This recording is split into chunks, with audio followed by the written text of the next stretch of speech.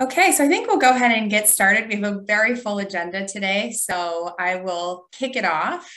Hi, everyone. It's so nice to see you all here. My name is Allison Ryder, Director of Health and Sustainability Programs at the CIA at our Hyde Park campus.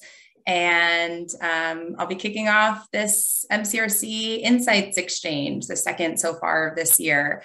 And I just wanted to say before we get started, I'm coming off of the high still of our 10th edition of Menus of Change Leadership Summit that we just held 2 weeks ago in Hyde Park. And it was so nice to see so many MCRC members there. And we had in total about 400 attendees across all sectors of the food service industry. There was just so much energy and excitement and enthusiasm across campus, and engagement with our students and faculty, and small group breakout sessions and amazing food and receptions, it was just so nice to be able to host that in-person event after 2 years of virtual MOC. So thank you for those of you who were able to attend. And if you missed it, but want to check out any of the recorded webcast sessions, you can do that. If you go to the Menus of Change website, you'll see the recordings and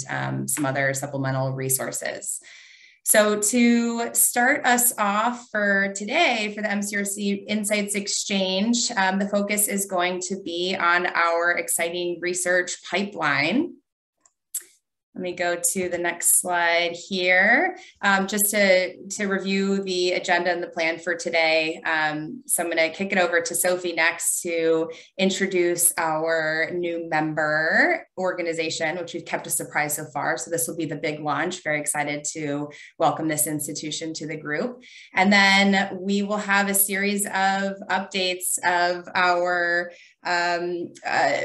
research agenda and current pipeline, including a celebration of our latest research project to be published in a major academic journal regarding food waste, and then an overview of kind of the full research agenda and pipeline of projects across these key areas. Then we'll have some inspiration from across the pond from Matt Tevitt at University of Reading, who was able to join along with several other colleagues from the UK to Menus of Change a couple weeks ago. So nice to have them there.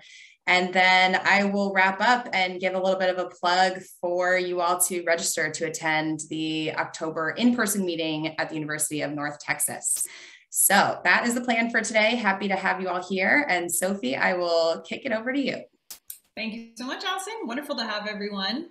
Happy summer. So big drum roll, please, because we're very excited to welcome our newest member institution, which is the University of Bristol. This is our second full member institution outside the US and our second member institution in the UK. Again, sincere thanks to our MCURC evangelist ambassador, Matt Tevitt of University of Reading, who I think gets at least a little bit of credit, and TUCO and the other UK-based entities that have really been so energizing with this renewed vigor and interest in the MCURC. So I'm going to turn it over to Carolyn Wynn for a super brief intro, some of the amazing things that University of Bristol will bring to the table. Well, thank you so much, Sophie, for that warm welcome, and thank you for having us.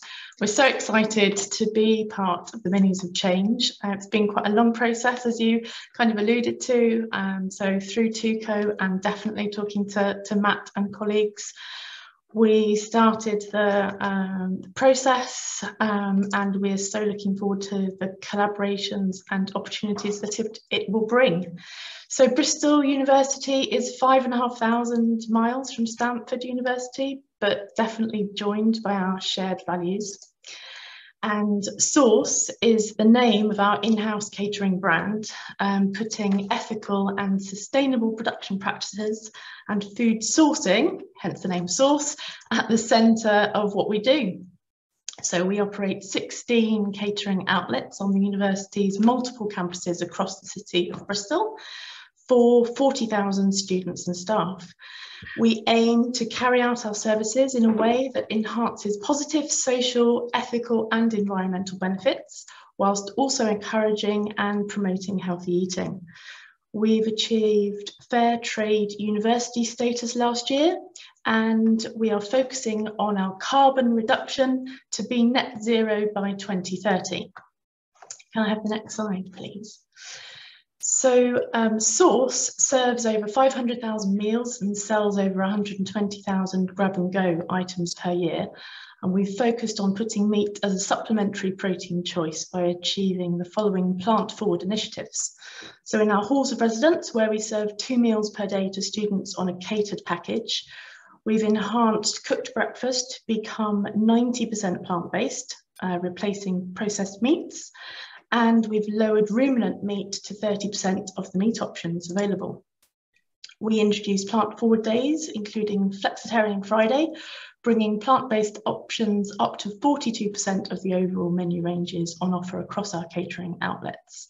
And during COVID, we opened a new flagship food court that provides street food dishes from across the globe, over 70% of which are plant-forward. And we've also removed beef from our grab and go product range. Can I have the next slide, please? As a university department, Source Catering is supporting research opportunities in a number of ways here at Bristol. So a 3-month food waste reduction trial demonstrated that by weighing plate waste in catered halls, chefs and students became much more conscious about food waste. And this project proved a great success, and leading on, we aim to trial an app to capture students' meal choice ahead of time, so removing the guesswork from portion control. A project funded by the university's Cabot Institute is mapping the nutritional content against the carbon footprint of each dish on a full 7-day cycle of our weekly menu rotations. And early indications show that just by putting dishes together in a different way could deliver a significant 15 to 30% reduction in carbon footprint. And finally, we've just supported a piece of research in one of our cafes where student volunteers put traffic light labels on our sandwich range. So green sticker for low carbon footprint sandwich, amber sticker for a medium carbon sandwich, and a red sticker for a high carbon sandwich. The results highlighted a potential link between carbon labelling and product enjoyment on the negative side, so concluding that much more research is required to understand the potential impacts in this area and combat those issues. So we're really excited to see these projects develop and look forward to sharing and collaborating with the Menus of Change Forum. Thank you, everyone. And Sophie, back to you. Thank you so much, Carolyn. I think everyone can see why we were so extremely excited to see your application and the strength of the work that you're doing. It's truly pioneering in a lot of areas that are so aligned with not only what we're doing now, but many goals, and especially how beautifully you illustrated the real intersection of health, deliciousness, and sustainability, which is core, of course, to what we do. So our fabulous chair of the Education and Research Working Group, Peggy Policastro, is on vacation, much deserved right now. So I am here in her place to tell you just a brief recap of the MCURC research focus areas and overview the current pipeline. And then we're going to hear one by one from each of the different projects, kind of depending on their status. So in general, for anyone who's unfamiliar, this is kind of how we think. This is a gorgeous slide from our former research program manager, Ghislaine Chalamal, who's here with us as an alum. We're thrilled to have you back, Ghislaine. And really just shows you have academic expertise. We have operators with their knowledge and experience of everything related to food, not only production, but the kind of human behavior aspects of food. And then research collaborators. These may be subject matter experts who are in, whether in consumer insights, our kind of informal research collaborator of Data Central, who I'll mention in a moment, Food for Climate League, Lean Path, ReFed, World Resource Institute. And it's really collectively that we bring the broadest understanding of the food system to bear in our different kinds of research, which are, in general, academic research and operational research. So these kind of two types of multi-site research that we pursue as a collaborative. Academic research is the kind that most people are familiar with. It's bound for peer-reviewed publication. It's scientifically rigorous. There's usually IRB approval involved. And it is perhaps a longer timeline from the start of a project to that fabulous pub date. Operational research, kind of informally referred to as quick and dirty research, but has real value both to researchers themselves, whether they're in operations or academia, but also to operators. And it's often more of a non-experimental, but kind of insights generating question. Could be something really intended to enhance a certain aspect, solve a certain problem, or just improve something about a university dining program. And the results, rather than a peer-reviewed publication, tend to be kind of a strategy document, a inspirational document, a guideline, training, or other sort of toolkit.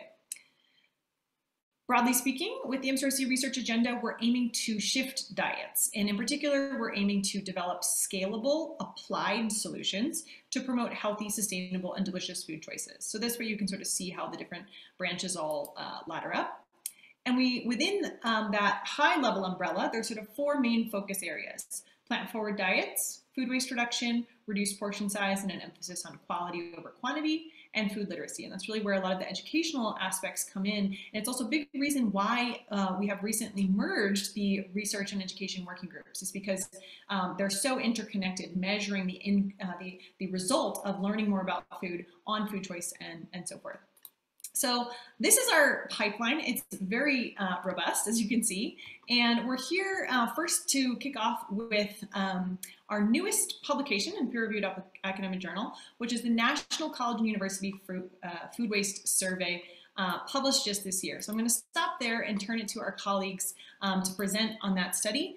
And in the meantime, I'm going to drop in the chat our other new publication, which is the Plant Forward Opportunity Report, presented last week at Menus of Change. And a real appreciation to all of our partners involved in that project, which was Food for Climate League, Data Central, the CIA, and MCURC. So over to you, Aviva and Ghislaine. Thanks. I think Stacy's going to start us off. All right. Good afternoon / morning, everyone. I'm in the East Coast, so it's early afternoon here. So we recently published a manuscript looking at food waste on college campuses, which is titled Food Waste Management Practices and Barriers to Progress in U.S. University Food Service.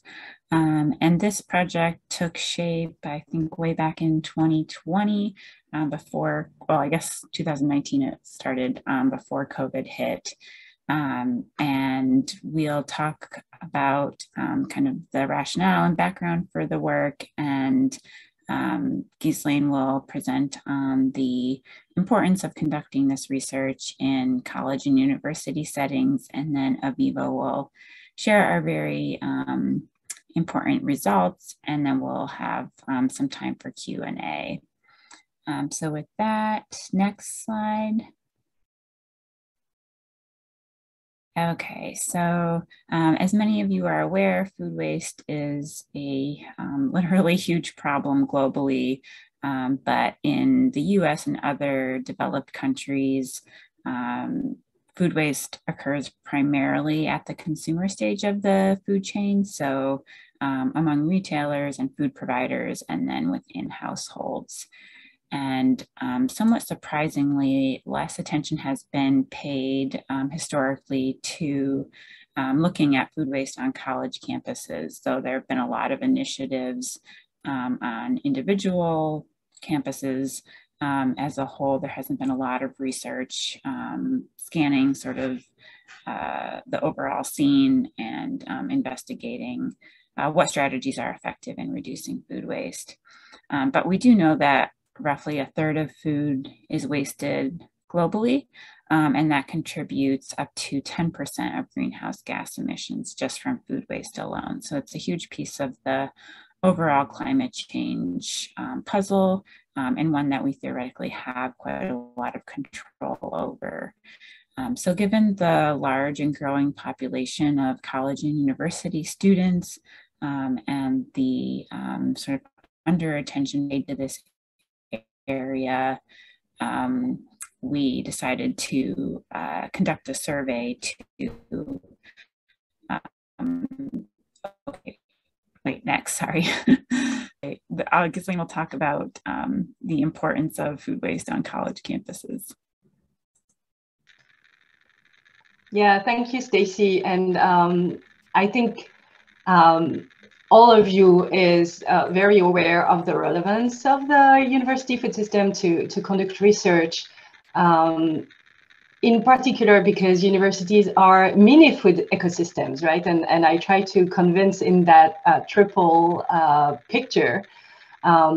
We have back of house ability to, well, let me rephrase that. We are able to measure things in the back of house, in the consumer behavioral space, and also in the end on how do we manage waste in general and food waste in particular.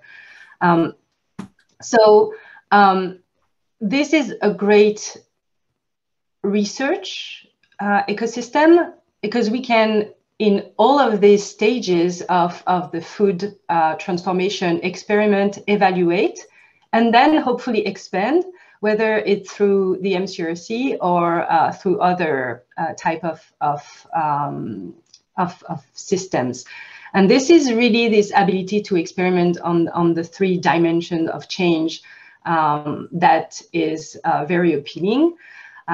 However, there is not a lot of work done in university food system. And when we were looking at the literature, a lot of the work that has been done is on other food systems, such as cities or very specific to consumer behavior. And that was not what we were wanted to study there.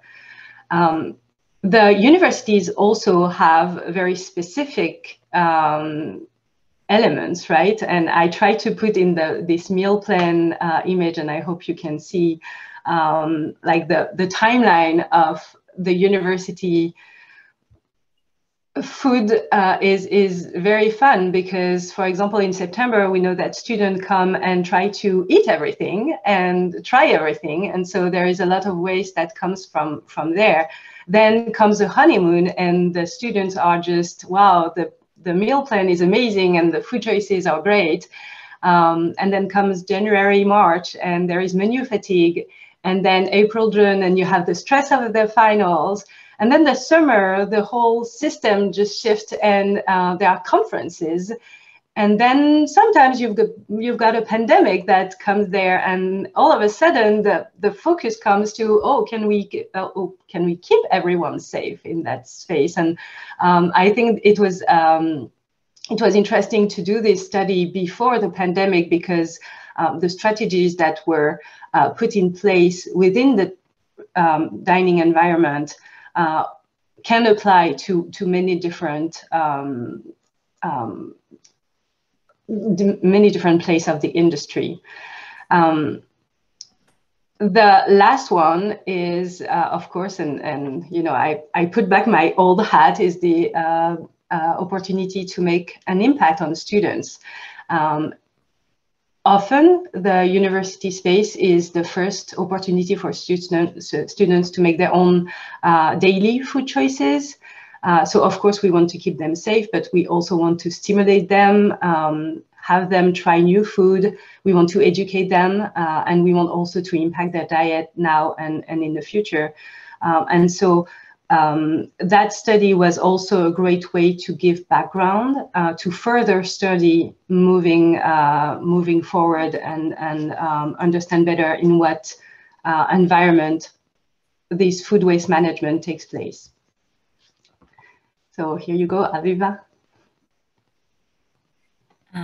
Okay, so just to continue with a little bit more about the research design, the objectives of our research were to document the current landscape of food waste across U.S. institutions of higher education. Second, to identify effective food waste reduction strategies that can be adopted by other institutions of higher education. And third, to identify common barriers that universities face in mitigating food waste and how these relate to food insecurity in their communities. Next. So in order to answer these questions, we developed a National Collegiate Food Waste Survey, which was done in collaboration with the Harvard University Dining Services, the Harvard Food Law and Policy Clinic, the Harvard School of Public Health, and Menus of Change University Research Collaborative. So after we developed the survey, we emailed it out to more than 400 institutions of higher education, all 51 MCURC institutions at that time, and roughly 400 non-MCURC institutions, which were identified through the NACUFS organization. So we emailed out the survey and gave respondents 2 weeks to respond to the survey, at which time they were sent a reminder and given 2 additional weeks to complete the survey. Next. Okay, Aviva, take it over. All right, so I'm going to share results from this survey. The first thing I want to show you is just who responded to the survey. We had 57 universities in total.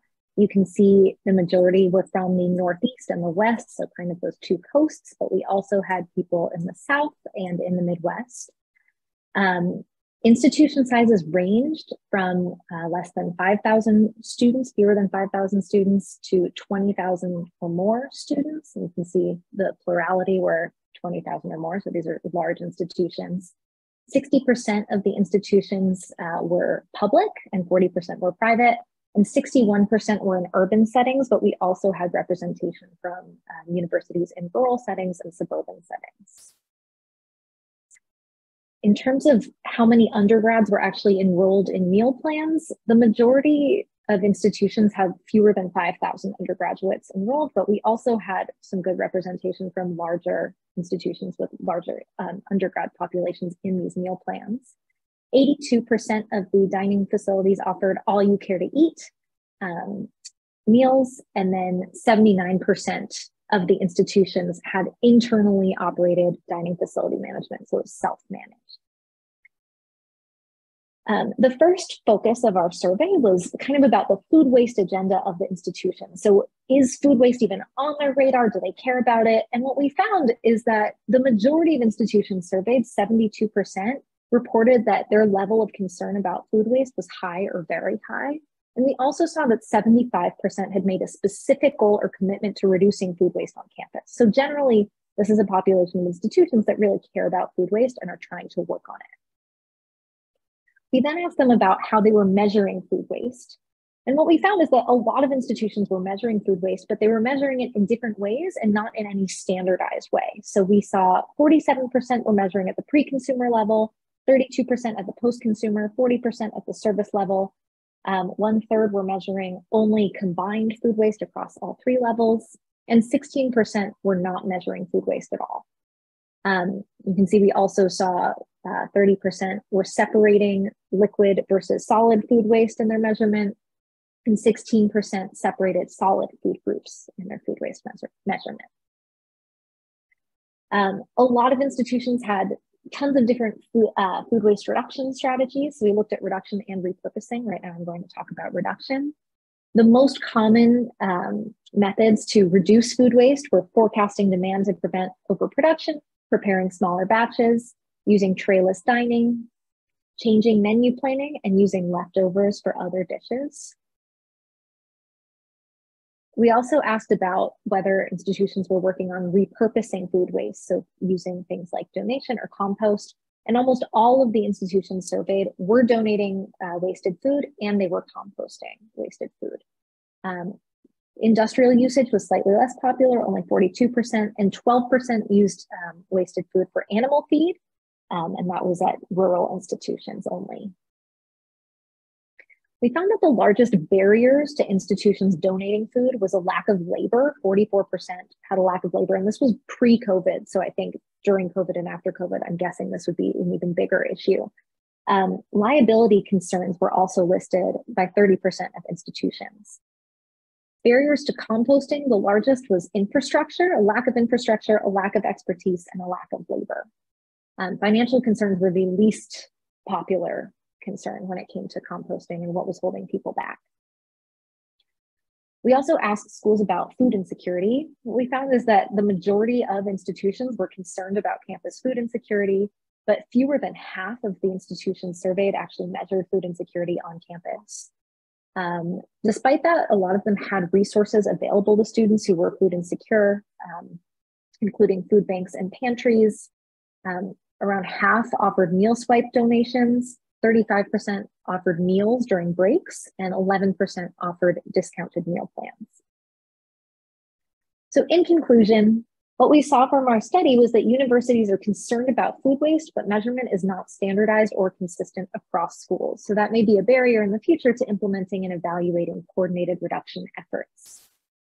We saw that in general, the most common food waste reduction strategies on the production side were forecasting demand, preparing smaller batches of food, changing menu planning, and using leftovers for other dishes.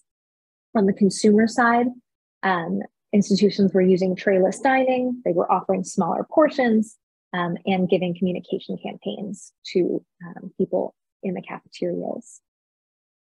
Oh, sorry. And our final conclusion is that repurposing food waste via donation could reduce on-campus food insecurity. This is kind of a growing movement of institutions finding leftover food or wasted food from events and notifying students of its existence. A number of these systems have been documented at institutions, not in our study, but in other studies. I think this could be expanded. We found that fewer than half of the universities surveyed measured food insecurity on campus. So perhaps increasing measurement of food insecurity could be useful in identifying how big of a problem this is and how food waste could be diverted to these students. The biggest barriers to donation were lack of labor and concerns about liability. We would recommend accessing technical assistance for this. The Harvard Food Law and Policy Clinic has fantastic documents about liability with food donation. They also work with individual schools, and I'm sure that if you reach out to them, they could be of help.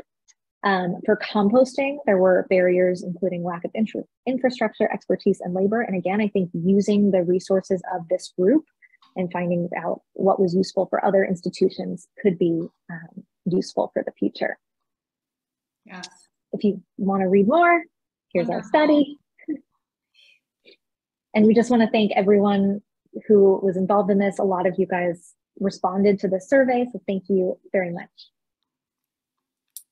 All right, well, thank you so much. We just lost our next speaker who had to jump off, unfortunately, but that does mean we can take some questions now. Really phenomenal display of collaboration across so many different departments and institutions, and always just really phenomenal when there's operators and academics working together. So we do have a couple of minutes for anyone who has questions. You can just go ahead and raise your hand. It looks like May has a question. Go ahead, May. Hi, thank you so much. That was an excellent presentation, and I have so many questions. So I'm going to try to prioritize so I don't snag too much time. I guess the comment at the end about, universities wanting to donate waste to address food insecurity on college campuses. And that's a topic that it's dear to my heart, and we've been working on it here at UCLA. A question I have for, I think, not just the research team, but also everyone in this group is, how far are we from thinking about a kind of a business model that's sort of akin to the universal school meals for school lunch, where, university students just get meals without, having to pay for it specifically. Then you have the haves, and then the have-nots who get the donations. I'm not sure if that question makes sense, but that's a question that I have maybe for everyone. Do we have a dining director in the audience? We do have a few, yes. Dan, I see you went off. Go ahead, please. Well, I don't know that my opinion is that we're not close to that. The idea of personal choice and a wide variety of choices is a key selling point to dining programs in colleges and universities. So I don't know that we're quite there yet. I think it's more intriguing as to what the measurement options are going to be for us in the future. So California Senate Bill 1383 will mandate large food wasters to start measuring and recovering 20% of the edible food waste starting in January of 2024 for Tier 2 operations, and most CNU operations in California will be doing that. So I think we'll be sort of leading the way. I'm not aware of any other state that has sort of such a, my word's rigorous, we put that in air quotes, standard for doing it. But it's very challenging to record this as someone who does recover food every day and donates it and all that. I would say there's probably a lot of exploration in that realm as well. Some of these companies that have popped up, particularly in California, that are using Grubhub and DoorDash drivers to pick up the waste and then take it back to the place where they're able to recover it and put it out. That's very prevalent out here. We are not providing as much to students. Again, I only have graduate students. I don't have any undergrads, so I'm a little different. But tracking that internally is certainly a really substantive operational challenge. Yeah, thank you, Dan. I think that's a really terrific response. So we're actually going to move right along to our next project. And please, if our fabulous researchers can put their emails in the chat, any additional questions can be handled offline. So the next project, and I will just reorient you to the pipeline. So those are two, one operational project that was the Data Central report that was published, and one academic study that was published in just recently. And now we have the projects that are currently in the pipeline. So the first one that I want to mention is edible education. So this is a storied class that Professor Will Rosenzweig had a conflict. He just jumped off, but I'm going to make a plug on his behalf for this really exciting study that Professor Jenny Jay is the principal investigator of. And what it's looking at is the impacts of students taking this course, which is kind of a survey course of food systems issues that currently is at UC Berkeley. And Chef Alice Waters, you can see pictured here, Edible Schoolyard is a partner of that course.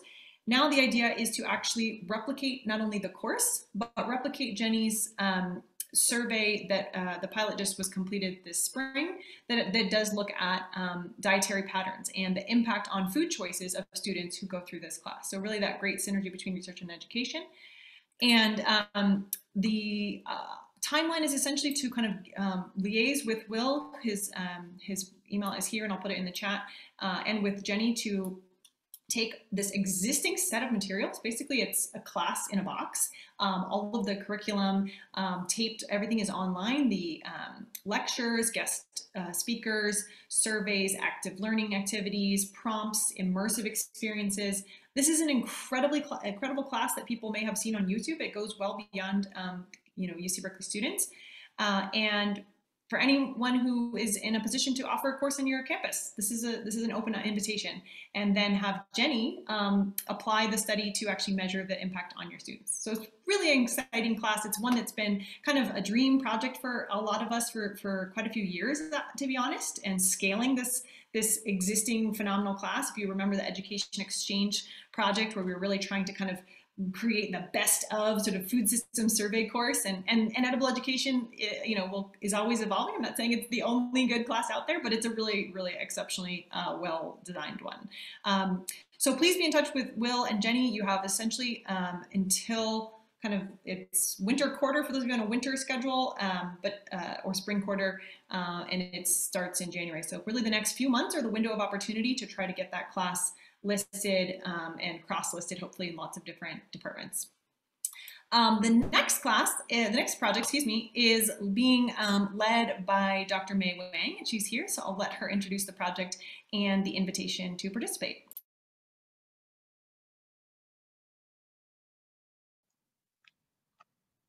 Thank you so much, Sophie.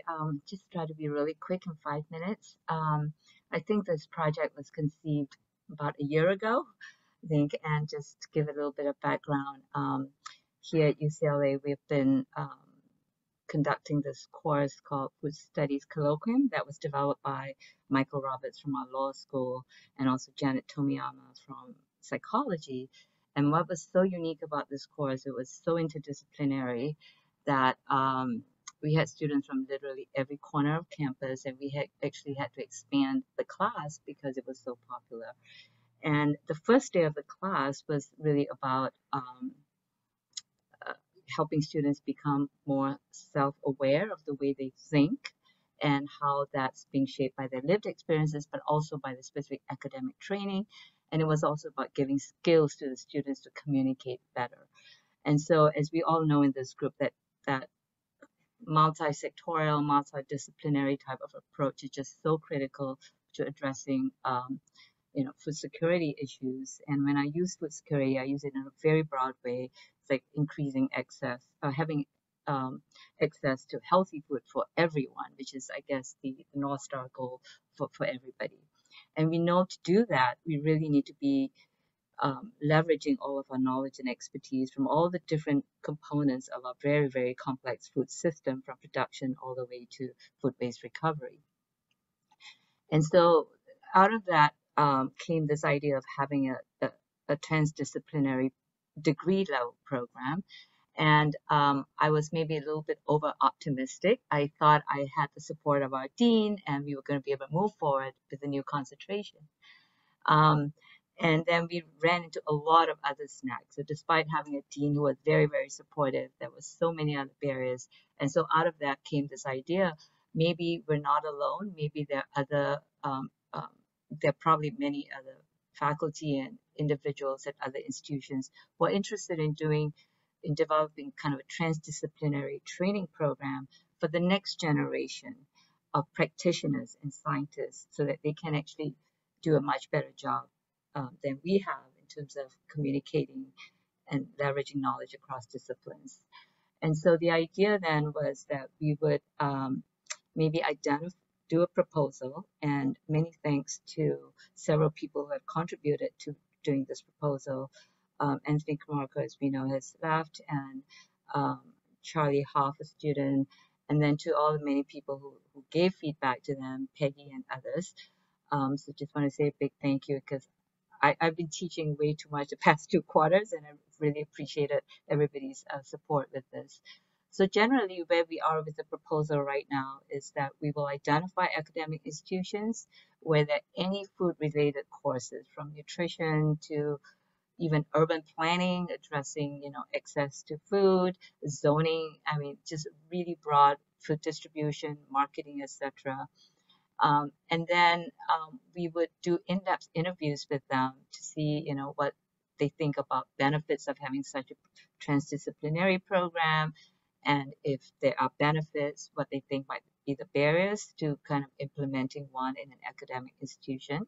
And then the hope is that after identifying some of those academic institutions, that we would take findings from this very qualitative, open-ended type interview to create a more quantitative survey, and then we would try to survey, a much larger group of institutions, and we would want to reach out to, academic administrators. We want to reach out to academic departments, dining services, and then we would also want to maybe consider surveying, and we haven't thought too carefully about this, going beyond academic institutions to kind of include folks outside of academia to see if what they think of this. Would we be contributing to the training of individuals for jobs where they're having a maybe harder time recruiting people with the appropriate training and background. So I'll stop there, and I'd love to welcome questions and thoughts at this time. Yeah, thank you so much, May. So we do have just a couple of minutes for any quick questions about participation in these upcoming studies.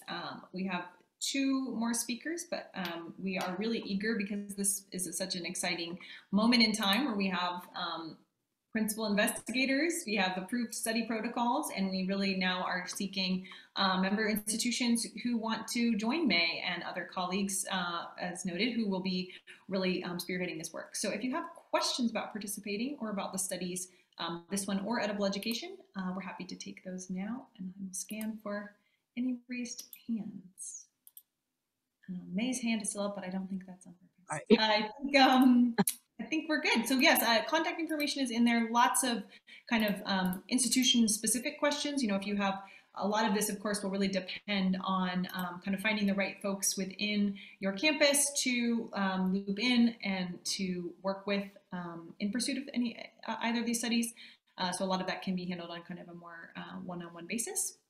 And with that, I'm very excited to revisit the pipeline in the, these are 2 Greenlit studies, and now we're turning to the food and climate labeling study, which is a study that is actually in the works. That if you I don't want to say it's ongoing, it's not going to go on forever, but it is in process. And so our PI, Dr. Nell Putnam-Farr, is here to give you the update. So Nell, over to you. All right, hopefully you guys can see my screen, is that right? Awesome, okay. So just to go over quickly with you guys, I talked about this one about a year ago, I guess I would say, on the last Insights Exchange. And when I talked to you guys then, sorry, I'm trying to move my slides. We were in the process of doing some information gathering, looking at what kinds of labels would work best. We had a bunch of schools that participated in a pre-test last fall, and that gave us additional insights into how we were going to run this. This ongoing question that we're hearing, you know, in food waste is also a question here for us in terms of measurement. What are the best ways to gather this data? These data. So just as a little bit of an update, we've had some schools go through and do data collection this spring.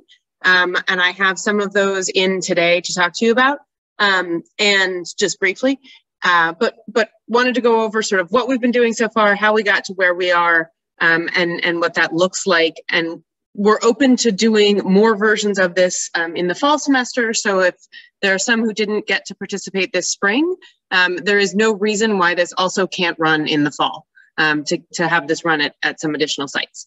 So to give you as an example what these labels look like, so this is what we were using at the Stanford sites. And so based on our pretest, what we found was that the best message was really a simple one. So climate friendly dish of the day. It communicated clearly what we were trying to have people understand, but then we also wanted to emphasize sort of some of the taste elements of the dish have those descriptive elements that, as we all know at this point, are a really important aspect of making the dish appealing. We also found that it was a good idea to give people some background information before the climate label. So if you don't provide any additional information, they're sort of skeptical about what goes into that climate friendly label, and offering it to them as a poster beforehand sort of primes them to be thinking about climate labeling before they have to actually make a decision about the dish. So what we had is when you walk into the dining hall, you see something like this message on the left telling you what a climate friendly dish is, what kinds of information goes into calculating that. And then when you get to the dish itself, you see this climate friendly dish of the day labeling. And it was slightly different at each institution to conform to how their labeling standards work. But we wanted to make sure there was a dish of the day and it was labeled as something tasty. In terms of details of data collection, sorry, before I forget, one other thing that we found in the pretest is that challenges with labeling the dishes is that people have a lot of preconceived ideas. And so we've seen from past research that calling things vegetarian doesn't necessarily increase people's likelihood of choosing it. And so we wanted to make sure that we captured a wide variety of different types of dishes. And so this is an example of the types of dishes that were used at Stanford on this project. So you have a wide variety of things ranging from plant-based burgers and actually plant-based hot dogs even, not listed on here. Gorma sabzi, which I actually had to look up to figure out what it is. I didn't know, and apparently it's usually a lamb dish, but in this case it was a vegetarian dish. And so what you see from this is you have these examples of some things where it's not immediately obvious or sort of in your face that it's a vegetarian dish, all the way to things like vegetable pizza or vegetable tagine, which are much more obviously vegetarian. So data collection was a baseline period. So 3 weeks in this case of collecting data about choice share for each of these dishes. And then an intervention period where one dining hall had these climate friendly labels and one did not. And so this is basically what the test looked like. Data collection was something we talked a lot about over the course of this project. So we wanted to get to a number of servings measure. And so we decided that the easiest way to do that was actually, for a lot of institutions, would be to count the number of trays. Rather than having to count individual people taking the dish, it's easier to have a benchmark in terms of the number of servings per tray and to count the number of trays that are produced and how much is left over at the end of the meal, and to use that as the calculation of number of servings of this dish that were taken by participants. And so that was what we used here, and to have a number of servings as a standardized measure across all institutions. So just a couple preliminary insights. I don't think any of these are going to come as a huge surprise to people. So climate labeling is not going to get people to switch to tofu over beef. If you go up and you're planning to get beef, it's not like this is going to all of a sudden make you switch to tofu. But some more closely comparable items might actually benefit from this. So something like a mushroom quesadilla versus a pork quesadilla, where the trade-offs are not as obvious. We actually see good take-up, and that the climate label can actually have a positive impact on something like a mushroom quesadilla. One sort of unintended consequence that I'm trying to unpack a little bit more is that these messages might be drawing attention to that station. So when I showed you the poster at the beginning, one of the things that we talked about was you can find the climate-friendly dish of the day here in the dining hall. And so it may be, and I don't have a good way of teasing that out quite yet, but I'm looking at it. It seems like in many cases, both of the dishes did well, the meat dish and the plant dish, at that station when the climate-friendly labeling was in place. And so it may be just drawing additional traffic to that station, but then when the moment of choice comes, people are still going to the standby meat item that they really feel like they enjoy and know better. And then the last thing is, and again, no surprise, naming matters. So this did not really seem to help for things that were labeled as vegetable dishes, but for things that had less obvious ingredients or where other aspects of the description of the dish mattered a lot, it seems like this might actually be more effective. And that's one of the pieces that we're trying to unpack a little bit more, and one of the reasons why we tried to collect data about a wide variety of different dishes. And so that's all I've got, and I'm happy to take, I think, a couple minutes of questions about that if I can, if there's time. Yes, we do have about 3 to 5 minutes for questions.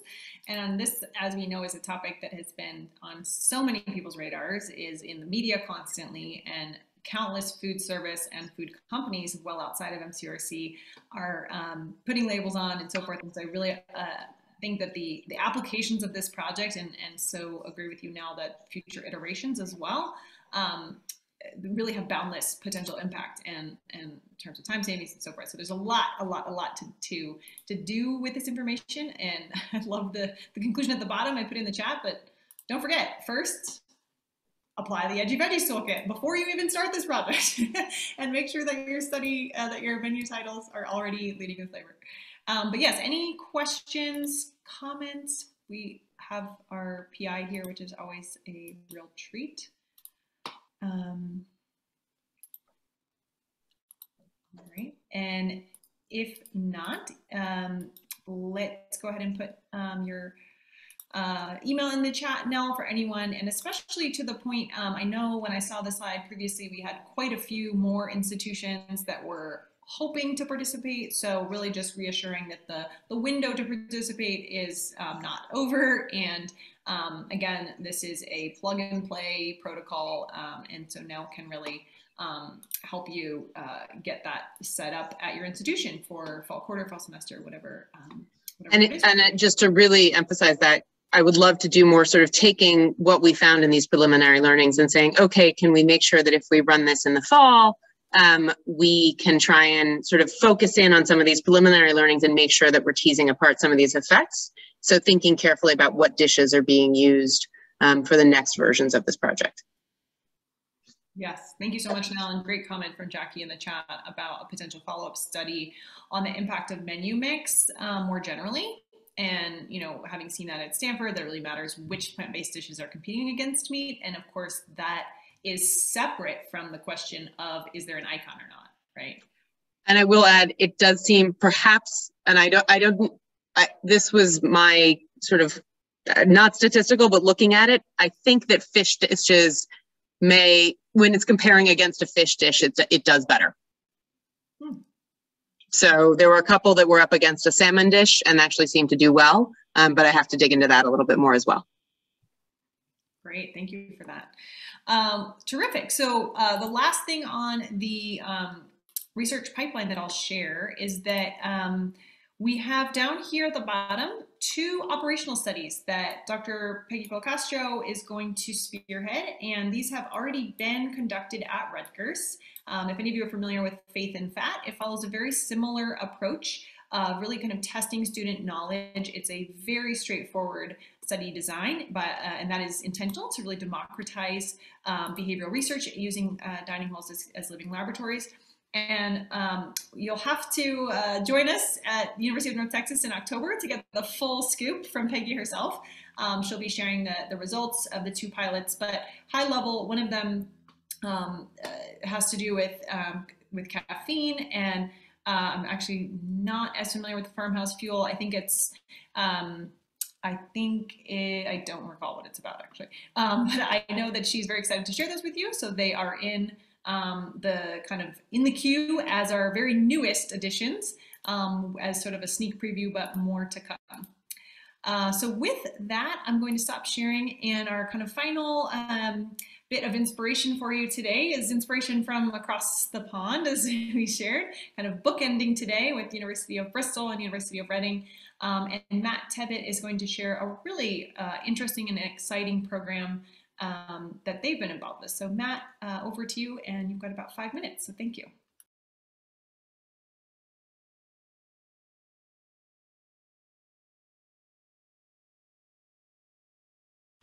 Sorry about that.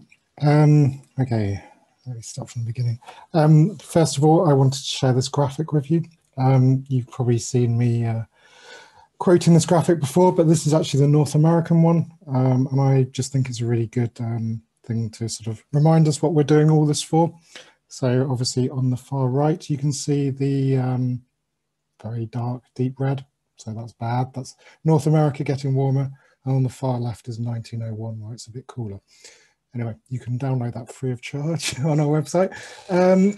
So I wanted to talk to you about Food Made Good, which is a really interesting certification that's externally verified, and it gives students, staff and visitors essentially confidence in what you're doing, and it's externally verified, so people know you're actually doing what you're saying you're doing. We recently embarked on it, and we got 3 stars, which is the top end of the scale. It's very scary, but very interesting. It's internationally run, so it's running around the world with lots of restaurant groups. They are a UK-based group, but they have a global outlook. It was really interesting because they're not single issue based certification, so they're not just looking at organic, they're looking at loads of different things.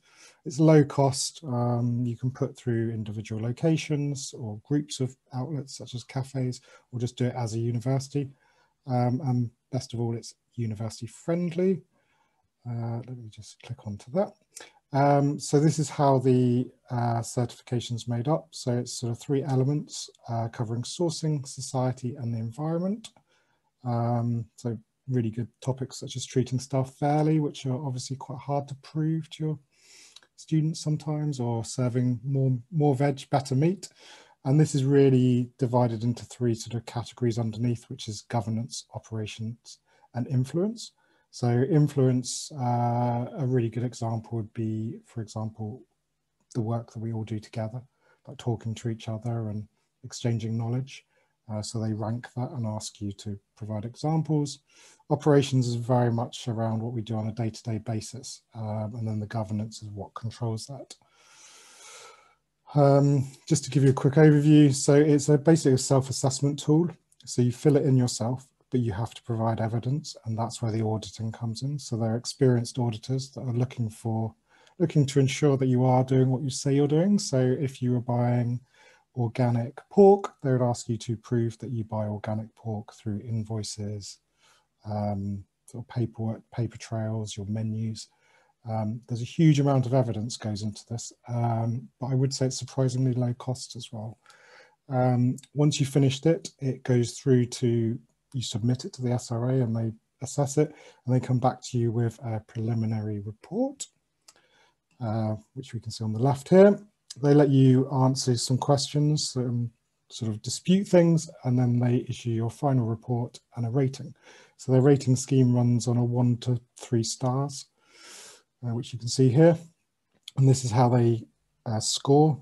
So if you get over 70%, you get the 3 stars and then progressively downwards.